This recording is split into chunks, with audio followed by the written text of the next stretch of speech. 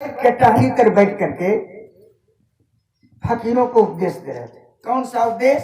तो मानव, दानव और देवता तीन भाग में बटा हुआ है मनुष्य। जात नहीं, जात तो कहे के बातें ना होगा, जितना दान के नाम होगा उतने जाते के नाम होगा, जितना अन्न के नाम है उतना जात का नाम है। तीन भाग में बटे हुए, एक है मानव, एक है दानव और तीसरा है देवता। देवता ये तो बुझ गए आप लोग। देवता में आप लोग हैं। हाँ भैया, आप लोग से पूछूंगा कि हमको जाना है संदेश बाजार, तो आप लोग बता सकते हैं ना? है बोलिए हाँ या ना?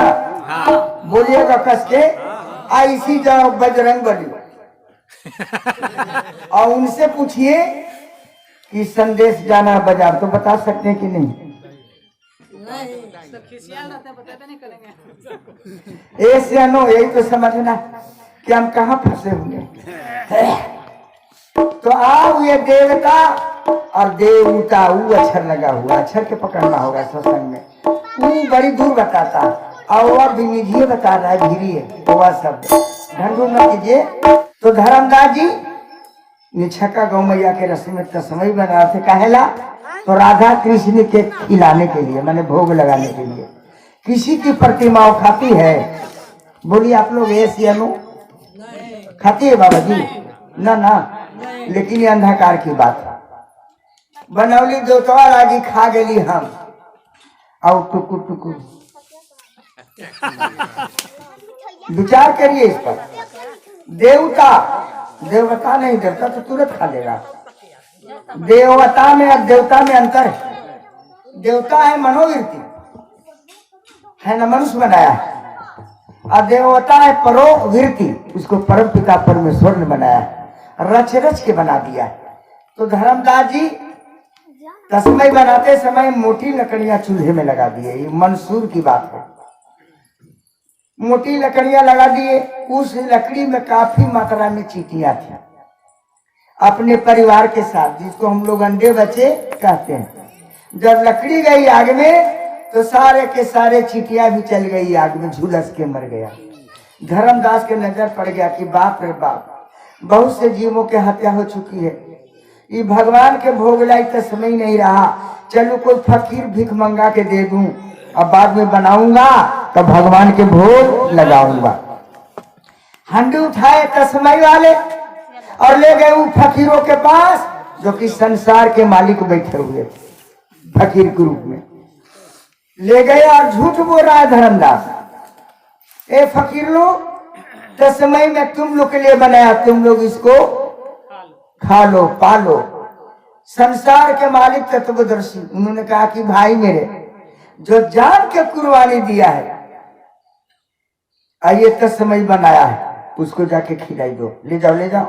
धर्मदास के माथा में झटका लग गया कि हमारे समीप में पत्नी और हमारे समीप में बहुत से लोग हैं, लेकिन किसी ने नहीं देखा कि कितने जीवों की हत्या हो चुकी है। आई दूर आके भीख मांगवा फकीरवा कैसे जान गया? उसको पता नहीं था कि संसार के मालिक है। ये फकीरवा कैसे जान गया? बोली मैं सोच रहा था, सोचना होता है पाराबानी, लेकिन बैखरी में सदगुरु ने कहा बाहर करके, कह रहे मेरे को मुंह क्या दिख रहा है, जाओ जाओ ले जाओ ले जाओ, जाओ ले जाओ, जो अपने जान के कुर्बानी दिया उसको जाके खिलाओ, ले जाओ।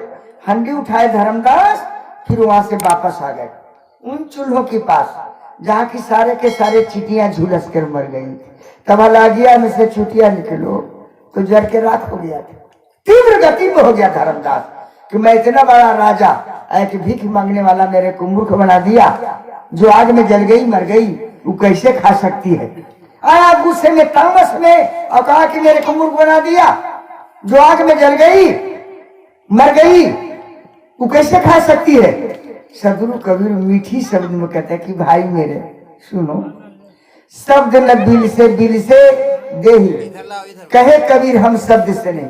सुनो, अरे देहिया के लोग जला देता है, गाड़ देता है, पानी में दबो देता है, लेकिन देह में माने शरीर में रहने वाले कोई भी शरीर हो, हाथी को, चींटी को, किसी के, वो शरीर में रहने वाला वस्तु का किसी का बाप का औकात नहीं। कि उसको जला सकता है, गाड़ सकता है या पानी में दबो सकता है। जाओ अपने को हाथ जोड़ करके लघुता बन के माफी मांग लेना कि हमसे अनजाने में ही कांड हो गया है। एक कबीर नाम का फकीर है, उसका ऑर्डर है, इजाजत है, तस्मई मैं तुम लोग के लिए बनाया था, तुम लोग इसको खा लो, आजा पाजा।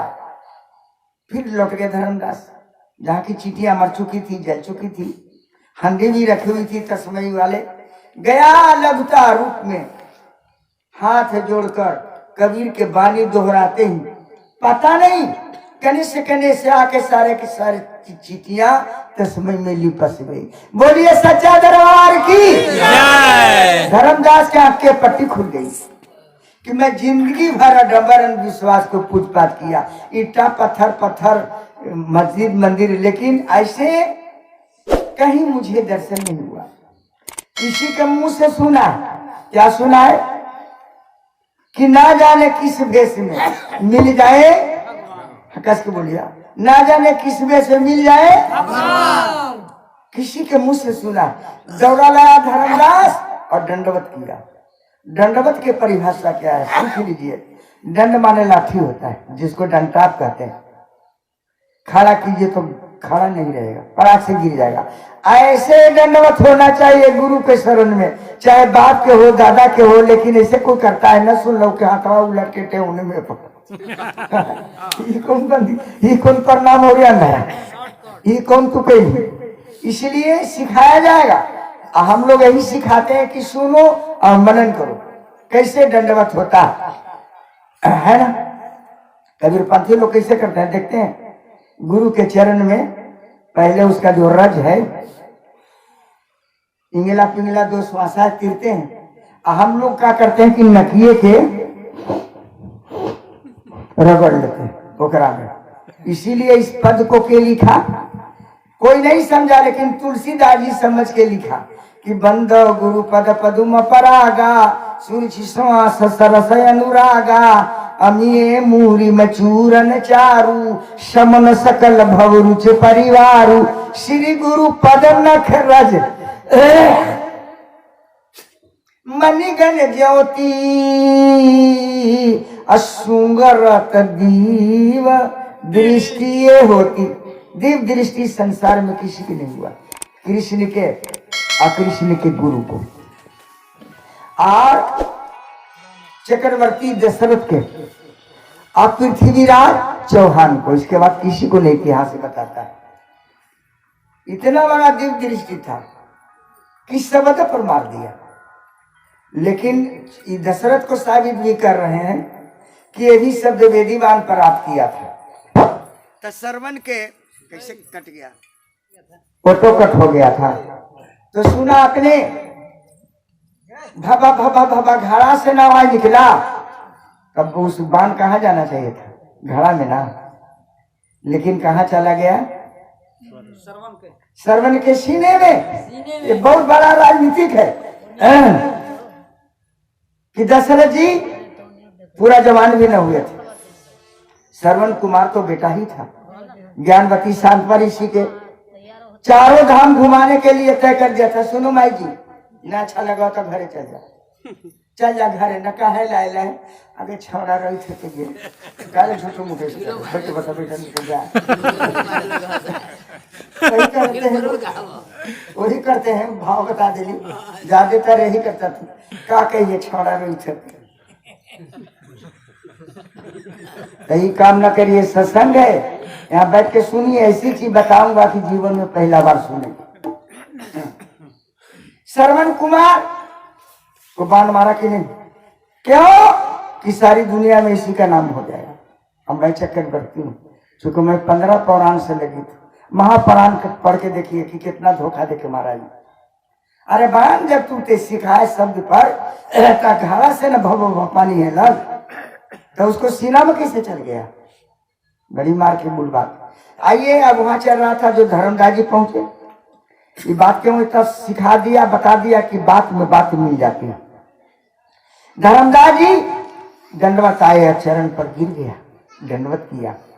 कहने धर्मदास जी की सरकार जे गर्दनिया में रहुआ टांगले ही ना हमरो न पहना दी। अपने के बच्चन के पालन करम। गुरु कहे सोहे साचा बिन परचे सेवक है साचा। अपने के बच्चन के पालन करो। कबीर साहब क्या है? दया के सागर अज्ञान के आगर। दया के सागर ज्ञान के आगर। शब्द स्वरूपी सदगुरु तासु चरण सरोज बंदो सुखदायक सुख सागर। सुख के सागर है, अज्ञान के आगर है। लेकिन मानेंगे तब तो सोना के पहनले हम आई लो नहीं, पितर के हवा पितर के हम ना पहनो चूंकि चीन्हे नहीं है ना। अब अगर पितरे के दे दिल के न चीन्हे ले तो हमारे सोना के सोना के समझते हैं बात को। तो जो चिन्हा वही जाना, और जो जाना से माना। हमारे सदगुरु कबीर साहब उठाए धर्मदास को पूछते हैं कि अकेले हा के दोनों हा?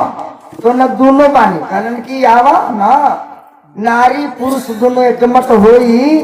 जुग जुग आज करे पुनी सोई, करे पुनी सोई। आवा ना दोनों को माला कंठी पहना दी। और लोग कहते हैं कि मथुरा में हुए थे, तो वो तो मथुरा में सतयुग की बात, आई कलयुग की बात। मथुरा में खेमसरी ग्वालिन थी। खेमसरी के नाम पति के हलई